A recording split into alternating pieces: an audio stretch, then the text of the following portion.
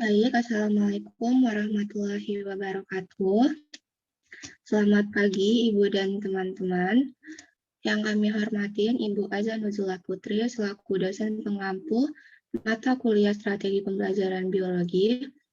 Pada pertemuan kali ini, kami dari kelompok 6 akan mempresentasikan hasil diskusi kami, yaitu tentang model-model pembelajaran biologi, khususnya tentang problem-based learning, contextual teaching and learning, dan project-based learning.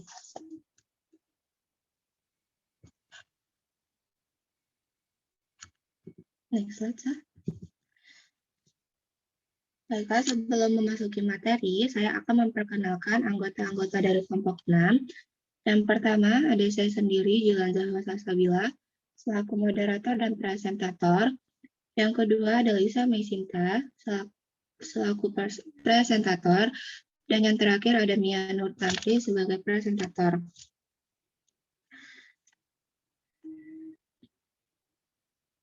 Ada pembahasan yang akan kami bahas, yaitu tentang sintaks-sintaks dari model pembelajaran problem-based learning, problem teaching, contextual teaching and learning, dan project-based learning. Yang kedua itu ada kelebihan dari problem-based learning, contextual teaching and learning, dan project-based learning. Yang ketiga ada kekurangan dari model problem-based learning, contextual teaching and learning, dan project-based learning.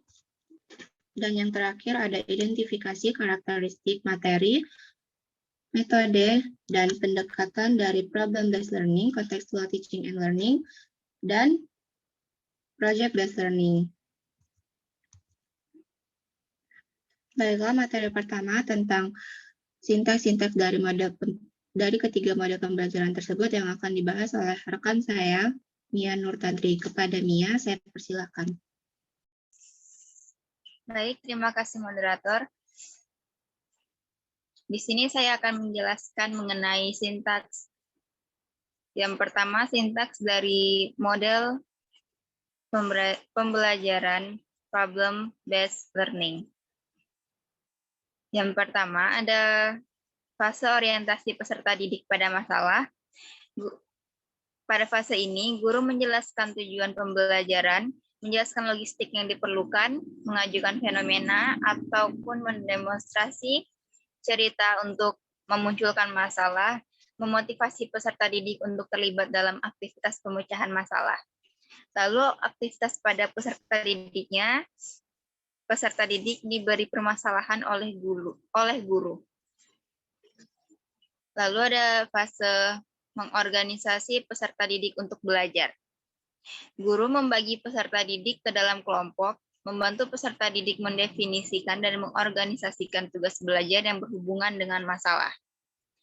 Peserta didik melakukan diskusi dalam kelompok kecil dan melakukan hal-hal seperti mengklarifikasi kasus permasalahan yang diberikan, mendefinisikan masalah, melakukan tukar pikiran berdasarkan pengetahuan yang mereka miliki, menetapkan hal-hal yang diperlukan, dan menetapkan hal-hal yang harus dilakukan untuk menyelesaikan masalah.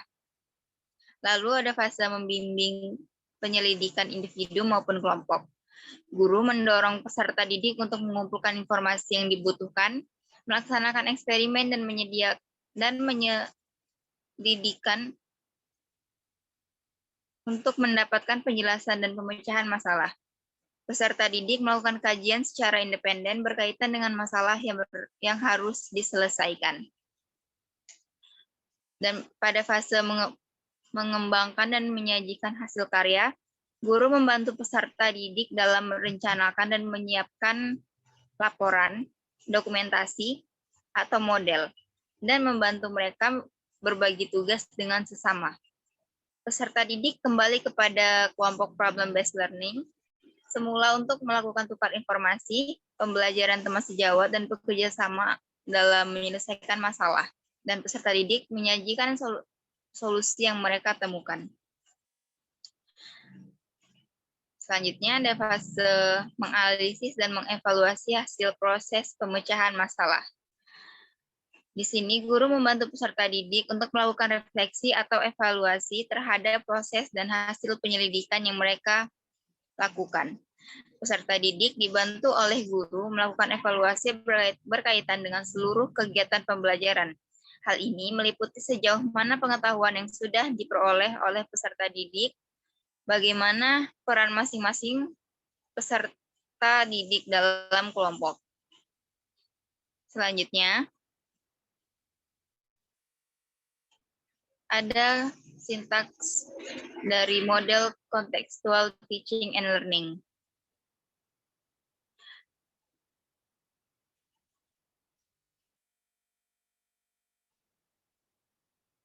Langkah pertama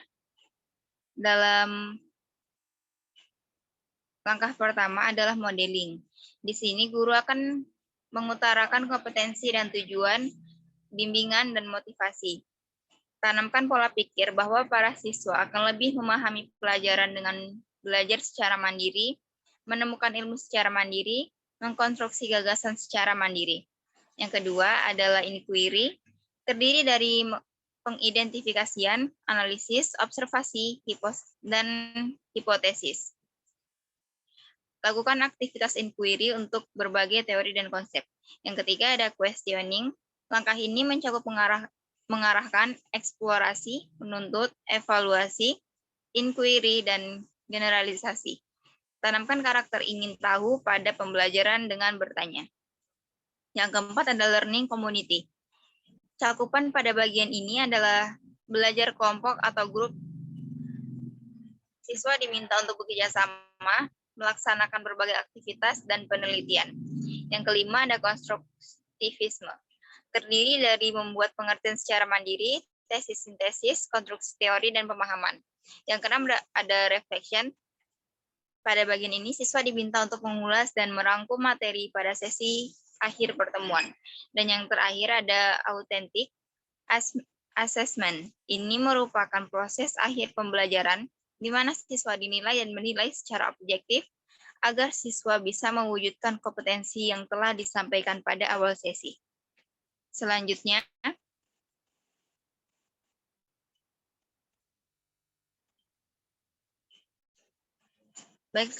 ada project sintaks dari project based learning. Yang pertama, ialah penentuan pertanyaan mendasar atau start with the essential question. Pembelajaran dimulai dengan pertanyaan esensial, yaitu pertanyaan yang memberi penugasan peserta didik dalam melakukan suatu aktivitas, pengambilan topik yang sesuai dengan realitas dunia nyata, dan dimulai dengan sebuah investigasi mendalam dan topik yang dianggap relevan untuk para peserta didik. Yang kedua, ada mendesain perencanaan proyek atau design a plan for the project. Perencanaan dilakukan secara kolaboratif atau antara pengajar dan peserta didik. Peserta didik diharapkan akan merasa memiliki atas proyek tersebut. Perencanaan berisi tentang aturan main, pemilihan aktivitas yang dapat mendukung penyelesaian proyek.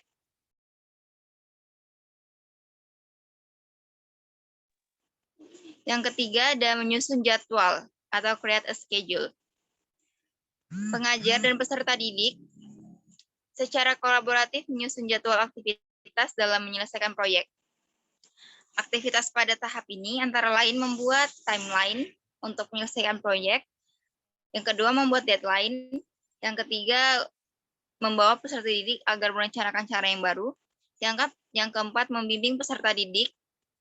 Dan yang kelima, meminta peserta didik untuk membuat penjelasan tentang pemilihan suatu cara.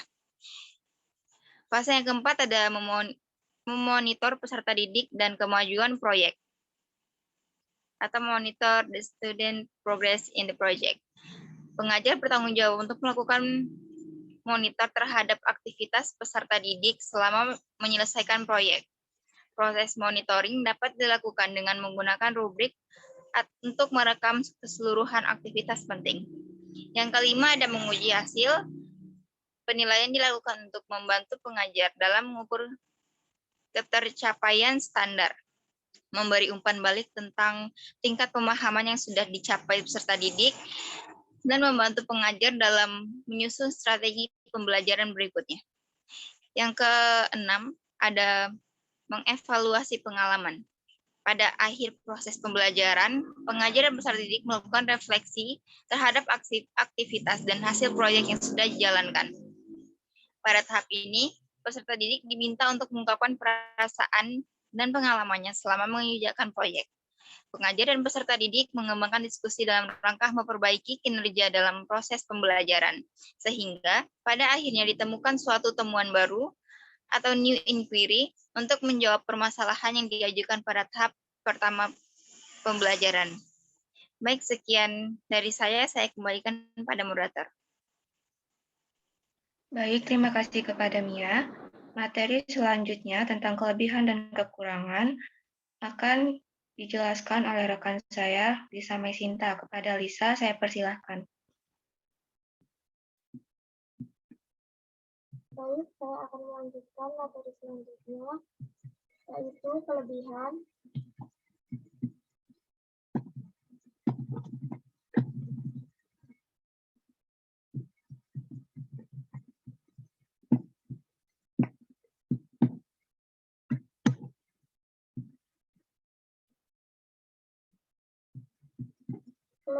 model problem-based learning. Menurut Sanjaya, kelebihan problem-based learning adalah sebagai berikut. Yang pertama, problem-based learning dapat meningkatkan kemampuan berpikir kritis, menumbuhkan inisiatif siswa dalam bekerja, memotivasi internal untuk belajar, dan dapat mengembangkan hubungan interpersonal dalam bekerja kelompok. Yang kedua, dengan problem-based learning akan terjadi pembelajaran bermakna. Siswa belajar memecahkan suatu masalah, maka siswa akan menerapkan pengetahuan yang dimilikinya, atau berusaha mengetahui pengetahuan yang diperlukan. Yang ketiga, membuat siswa menjadi pembelajar yang mandiri dan bebas. Yang keempat, pemecahan masalah dapat membantu siswa untuk mengembangkan pengetahuan barunya dan bertanggung jawab dalam pembelajaran yang mereka lakukan. Juga dapat mendorong untuk melakukan evaluasi sendiri baik terhadap hasil belajar maupun proses belajar. Kelebihan model kontekstual teaching and learning. Yang pertama, memberikan kesempatan pada siswa untuk dapat maju terus sesuai dengan potensi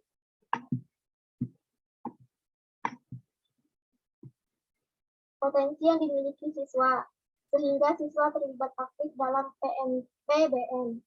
Yang kedua, siswa dapat berpikir kritis dan kreatif dalam mengumpulkan data, memahami suatu isu dan memecahkan masalah, dan guru dapat lebih kreatif.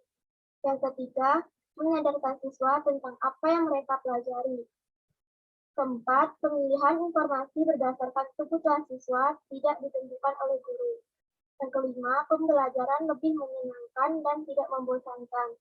Yang keenam, membantu siswa bekerja dengan efektif dan kelompok. Dan yang terakhir, yaitu membentuk sikap kerjasama antar individu maupun kelompok. Selanjutnya, yaitu kelebihan model project-based learning. Yang pertama, meningkatkan motivasi belajar peserta didik untuk belajar mendorong kemampuan mereka untuk melakukan pekerjaan penting, dan mereka perlu dihargai. Kedua, meningkatkan kemampuan pemecahan masalah. Yang ketiga, membuat peserta didik menjadi lebih aktif dan berhasil memecahkan problem-problem yang kompleks. 4. Meningkatkan kolaborasi. 5. Mendorong peserta didik untuk mengembangkan dan mempraktikkan keterampilan komunikasi. 6. Meningkatkan keterampilan peserta didik dalam mengelola sumber.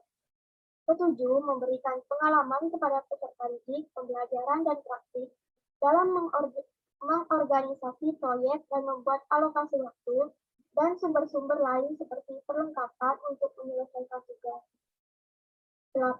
Menyediakan pengalaman belajar yang melibatkan peserta didik secara kompleks dan dirancang berkembang sesuai dunia nyata.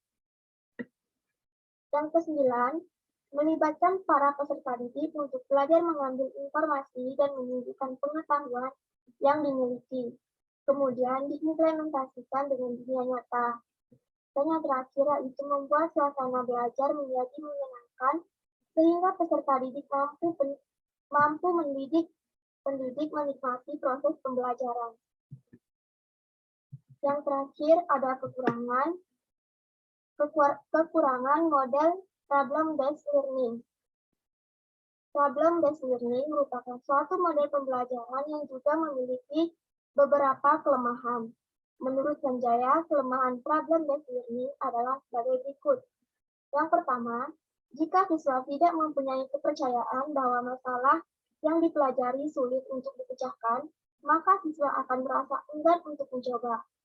Yang kedua, perlu ditunjang oleh buku yang dapat dijadikan pemahaman dalam kegiatan pembelajaran. Ketiga, pembelajaran model problem-based learning membutuhkan waktu yang lama. Kekurangan model kontekstual teaching and learning. Yang pertama, dalam pemilihan informasi atau materi di kelas didasarkan pada kebutuhan siswa. Yang kedua, tidak efisien karena membutuhkan waktu yang agak lama dalam PNB. Tiga, dalam proses pembelajaran dengan model kontekstual teaching and learning akan nampak jelas antara siswa yang memiliki kemampuan tinggi dan siswa yang memiliki kemampuan yang kurang, yang kemudian menimbulkan rasa tidak percaya diri bagi siswa yang kurang kemampuannya. 4. Bagi siswa yang tertinggal dalam proses pembelajaran dengan kontekstual teaching and learning akan terus tertinggal dan sulit untuk mengejar ketertinggalan karena dalam model pembelajaran ini kesuksesan siswa tergantung dari keaktifan dan usaha sendiri. 5. Tidak setiap siswa dapat dengan mudah menyesuaikan diri dan mengembangkan kemampuan yang dimiliki dengan penggunaan model ini. 6. Kemampuan setiap siswa berbeda-beda, dan siswa yang memiliki kemampuan intelektual tinggi, namun sulit untuk mengapresiasikannya dalam bentuk lisan, akan mengalami kesulitan. 7. Pengetahuan yang didapat oleh siswa, setiap siswa akan berbeda-beda dan tidak merata. Dan yang terakhir, peran guru tidak nampak terlalu penting karena dalam contextual teaching learning, ini peran guru hanya sebagai pengarah dan pembimbing. Kekurangan model project-based learning. Yang pertama, membutuhkan banyak waktu untuk menyelesaikan masalah dan menghasilkan produk. Kedua, membutuhkan biaya yang cukup, fasilitas, peralatan, dan bahan yang memadai. 3. Membutuhkan guru yang terampil dan mau belajar. Yang keempat, tidak sesuai untuk siswa yang mudah menyerah dan tidak memiliki pengetahuan serta keterampilan yang dibutuhkan. Dan yang terakhir yaitu kesulitan melibatkan semua siswa dalam kerja kelompok. Baik, saya kembalikan kepada moderator. Baik, terima kasih kepada Lisa. Materi selanjutnya itu tentang identifikasi karakteristik dari ketiga model tersebut yang akan dibahas oleh saya sendiri.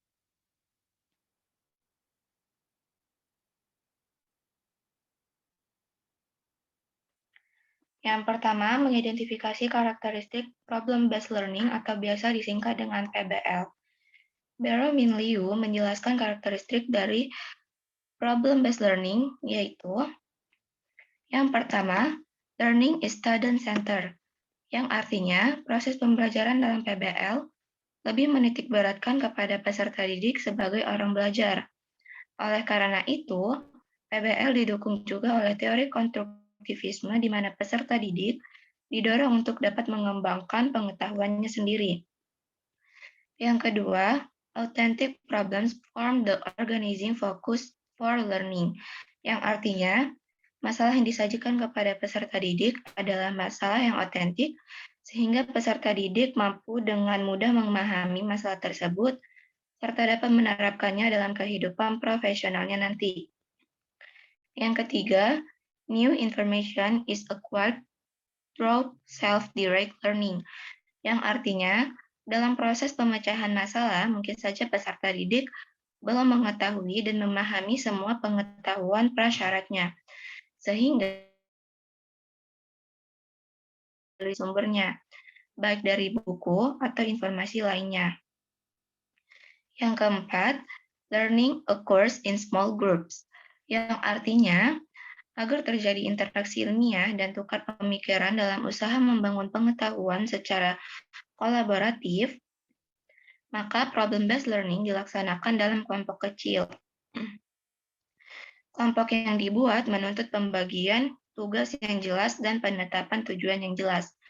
Dan yang terakhir, teachers act as facilitators. Yang artinya, pada pelaksanaan problem-based learning, guru hanya berperan sebagai fasilitator.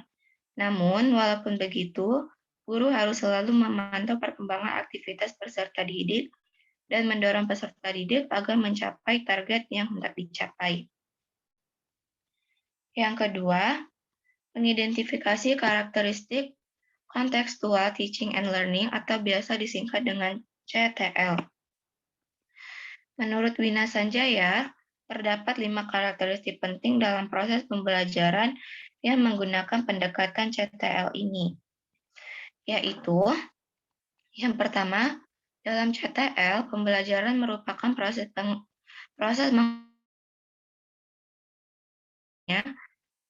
apa yang akan dipelajari tidak terlepas dari pengetahuan yang sudah dipelajari. Dengan demikian, pengetahuan yang akan diperoleh siswa adalah pengetahuan yang utuh yang memiliki keterkaitan satu sama lain. Yang kedua, pembelajaran yang CTL adalah belajar dalam rangka memperoleh dan menambah pengetahuan baru. Pengetahuan baru itu diperoleh dengan cara deduktif, artinya pembelajaran dimulai dengan keseluruhan, kemudian memperhatikan detailnya. Yang ketiga, pemahaman pengetahuan yang diperoleh bukan untuk dihafal, tetapi untuk dipahami dan diyakini. Misalnya dengan cara meminta tanggapan dari yang lain tentang pengetahuan yang diperolehnya, dan berdasarkan tanggapan tersebut, baru pengetahuan itu dikembangkan. Yang keempat, mempraktekkan pengetahuan dan pengalaman tersebut. Pengetahuan dan pengalaman yang diperolehnya harus dapat diaplikasikan dalam kehidupan siswa, sehingga tampak perubahan perilaku siswa. Dan yang terakhir, melakukan refleksi strategi pengembangan pengetahuan. Hal ini dilakukan sebagai umpan balik terhadap proses perbaikan dan penyempurnaan strategi. Selain itu juga, Sofian dan Amiruddin mengemukakan bahwa karakteristik pembelajaran CTL, yaitu yang pertama, kerjasama, yang kedua, saling menunjang, yang ketiga, menyenangkan, yang artinya tidak membosankan, yang keempat, belajar dengan bergairah, yang kelima, pembelajaran terintegrasi, yang keenam, menggunakan berbagai sumber, yang ketujuh, peserta didik aktif, yang kedelapan, sharing dengan teman, dan yang kesembilan, peserta didik kritis dan kreatif. Dan yang terakhir, ada mengidentifikasi karakteristik dari model pembelajaran project-based learning. Model pembelajaran project-based learning mempunyai karakteristik yang membuat guru menjadi fasilitator untuk memberikan permasalahan berupa proyek yang harus diselesaikan oleh peserta didik. Hal ini kemudian membuat peserta didik harus merancang proses dan kerangka kerja untuk membuat solusi dari permasalahan tersebut. Karakteristik project-based learning menurut Daryanto dan Raharjo adalah sebagai berikut. Yang pertama, peserta didik membuat keputusan tentang sebuah kerangka kerja. Yang kedua, adanya permasalahan atau tantangan yang diajukan kepada peserta didik. Yang ketiga, peserta didik mendesain proses untuk menentukan solusi atas permasalahan atau tantangan yang diajukan. Yang keempat, peserta didik secara kolaboratif bertanggung jawab untuk mengakses dan mengelola informasi untuk memecahkan permasalahan. Yang kelima, proses evaluasi dijalankan secara kontinu. Yang keenam, peserta didik secara berkala melakukan refleksi atas aktivitas yang sudah dijalankan. Yang ketujuh, produk akhir aktivitas belajar akan dievaluasi secara kualitatif. Dan yang terakhir, situasi pembelajaran sangat toleran terhadap kesalahan dan perubahan. Baik, sekian dari presentasi dari kelompok kami. Apabila teman-teman yang ingin memberikan kritik, saran, serta teman-teman yang ingin bertanya, kami persilakan. Wassalamualaikum warahmatullahi wabarakatuh.